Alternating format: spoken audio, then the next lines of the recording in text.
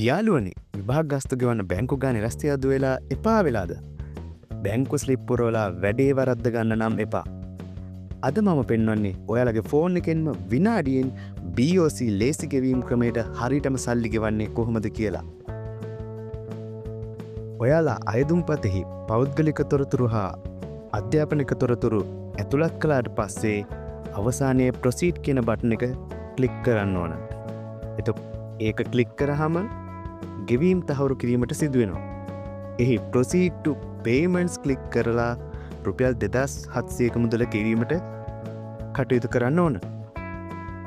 විභාග ගාස්තු ගෙවීමට ක්‍රමවේද දෙකක් දිස්වෙන අතර පළමුවෙන් වීසා හෝ මාස්ටර් කාඩ් මගින් වන අතර දෙවැන්න මේ අපි කතා කරන BOC මගින් සිදු කරන ගෙවීම් වේ. BOC ලාංඡනයේ ඉදිරියෙන් ඇති රවුම ටික් කර proceed ක්ලික් කරන්න ඕන.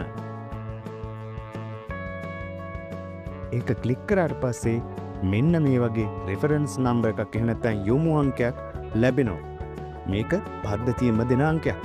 මේක නැතුව ගෙවීම් කරන්න එපා. දැන් ඔයාට ක්‍රම දෙකකට මේක ගෙවන්න පුළුවන්. පළවෙනි ක්‍රමය. මේක මේ අංකය අරන් ඕනෑම BOC බැංකුවකට යන්න. එතනදී සාමාන්‍ය ස්ලිප් පුරවන්න එපා.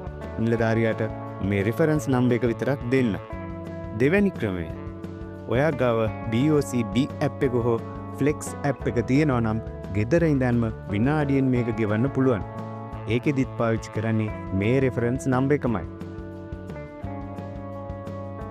මුදල් ගෙවු පසු ලදුපත සිස්ටම් එකේ පෙන්눔 කරන අතර ඒකේ print එකක් ගන්නත් පුළුවන්.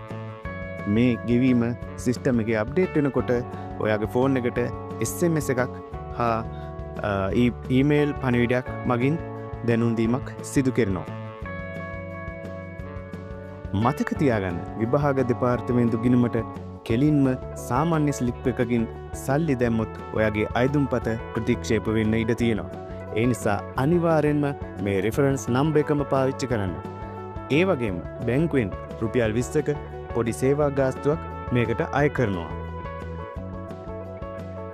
සල්ලි ගෙවලා ඉවරනාම ආයෙත් සිස්ටම් එකට ඇවිත් continue after payment ක්ලික් කරලා ඔයාලගේ රෙෆරන්ස් නම්බර් එක ඇතුළත් කරන්න.